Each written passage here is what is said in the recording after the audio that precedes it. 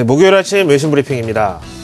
구글의 에릭 슈밋 회장이 북한에 들어간 지 벌써 3박 4일째 일정입니다. 도대체 뭘 하고 있는 걸까요? 저는 여기에 대해서 상당히 관심이 많은데요. 왜 우리가 외국 영화 같은 데 보면은 뭐 외계인을 봤다, UFO가 분명히 존재한다라고 막 외치고 다니는 약간 맛이 간 이 아저씨처럼 저도 이런 음모론에 요즘 꽂혀 있는데, 만나는 사람들마다 역시 구글 회장이 북한에 간 것은 뭔가 이 내막에 중요한 게 들어있긴 한 것 같다, 이렇게 의견을 모아지고 있습니다.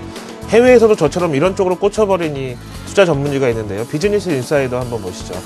물론 저는 뭐 카더라 통신은 아니고요. 항상 팩트가 있는 걸로만 외신 브리핑을 전해드리죠.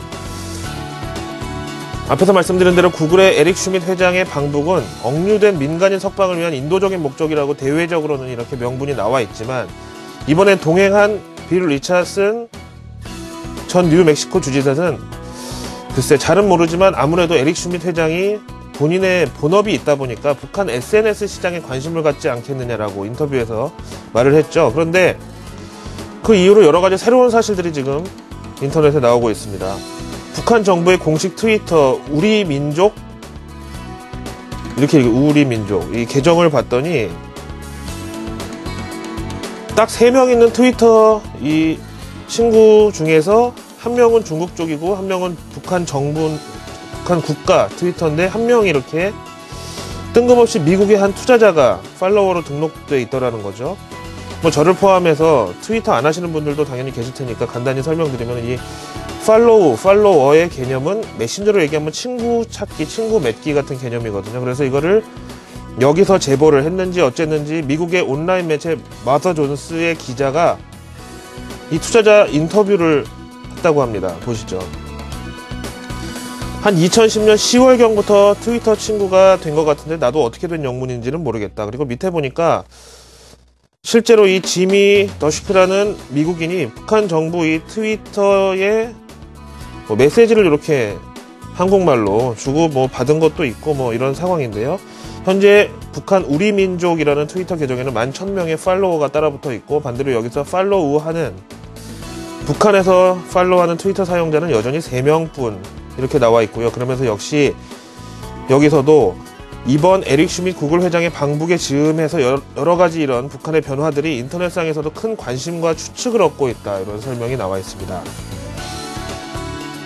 언제 밝혀질까요? 저도 항상 지금 부지런히 외신에서 찾아보고 있는데 나오는 내용이 있으면 함께 공유해보는 차원에서 알려드리기로 하죠.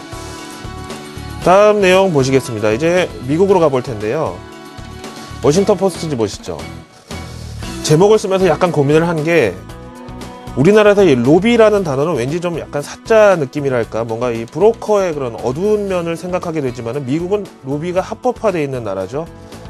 그래서 미국에선 여러 로비스트들이 워싱턴 주변에서 활동을 하고 있고요. 또 법리적으로 확실한 요건만 갖춰진다면은 어떤 이익 집단을 위해서 의회 입법 활동에 직접 영향력을 행사하기도 합니다. 이것이 바로 미국의 로비스트들, 그리고 로비 그룹인데요.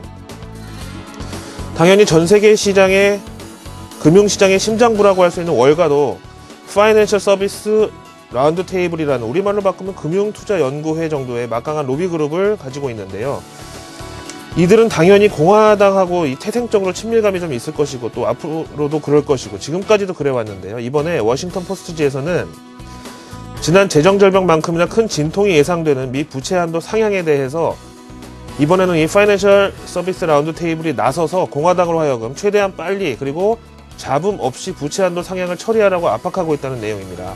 사실 지난 재정절벽 협상에서 KO패를 당한 공화당 존 베이너를 지난주 미국의 새 국회에서 다시 하원의장에 앉혀준 것은 뭐 감정적으로 미워도 다시 한번 이런 게 아니라, 그만큼 오바마 대통령과 민주당에 당한 거를 제대로 다시 복수를 해달라는 그런 공화당원들의 이 원한이 들어있는 조치였는데, 이렇게 되면 공화당은 또다시 진퇴양난에 놓이게 됩니다.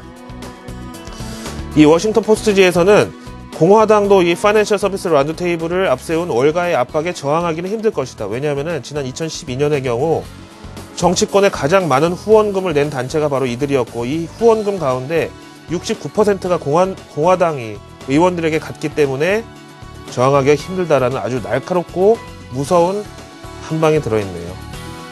이 돈이라는 게 좀 잘못 받으면 진짜 족쇄가 될 수도 있는데, 미국도 이 로비 그룹이라는 또 다른 형태가 있긴 하지만 역시 공화당은 이번에도 조금 어려운 국민을 맞이할 것으로 보여지죠. 한동안 잊고 있었던 유로존 소식으로 한번 가보기로 하죠. BBC 뉴스 보시겠습니다. 그리스의 유로존 탈퇴를 의미하는 그렉시트라는 표현이 좀 잠잠해지고 나니까 요즘은 다시 브릭시트라는, 그러니까 영국하고 엑싯의 합성어죠. 브릭시트. 영국의 유럽 연합 탈퇴에 대한 얘기가 또 나오고 있습니다. 영국은 사실 뭐 이미 유로화를 공통 사용하는 유로존에서는 공식 탈퇴를 이미 했고요. 현재 데이비드 카메런 영국 총리는 영국이 유럽 연합을 떠날지 여부를 놓고 국민 투표로 가자, 이런 제안을 수락하는 듯한 이런 제스처를 취하고 있고, 영국 내 외부에서는 주로 반대의 목소리가 뜨겁다고 합니다. 여기다가 오바마 정부의 필립 고든 특사 역시 영국의 이런 움직임에 대해서 국민투표 자체가 나쁜 것은 아니지만 이렇게 중요한 국면에서 국민투표를 자칫 잘못 실시했다가는 너무 국수주의 혹은 쇄국 정책에 몰입할 우려가 있다라고 이런 긴장의 메시지를 전했다네요. 역시 뭐 현재 이 상황도 정치적인 것으로 봐야 되겠는데, 보수 정당에서는 이를 반대하고 있지만은 데이빗 카메런 총리는 원래 보수 지지로 총리가 된 사람이지만 지금 여러 가지로 정치적인 사면 초과에 놓여 있는 상태고요. 영국의 유럽연합 탈퇴를 거의 재앙이라고 경고하는 재계와 또 야당의 반대가 너무 심해서 아무것도 지금 못하고 있는 이런 갈등 사이에서 정반 합으로 어떻게 하면은 잘 이끌어갈 수 있을지를 봐야 되겠다. 그러다가 결국은 국민투표 얘기까지 나온 것이다. 이렇게 보면 되겠습니다. 국제뉴스는요, 미국의 부채 한도 상향, 그리고 일본의 저런 가미가제식 돈 풀기, 다음에 영국의 이런 혼란, 이 세 가지가 앞으로 좀 중요한 쟁점이 되겠습니다. 목요일 아침 외신 브리핑이었습니다.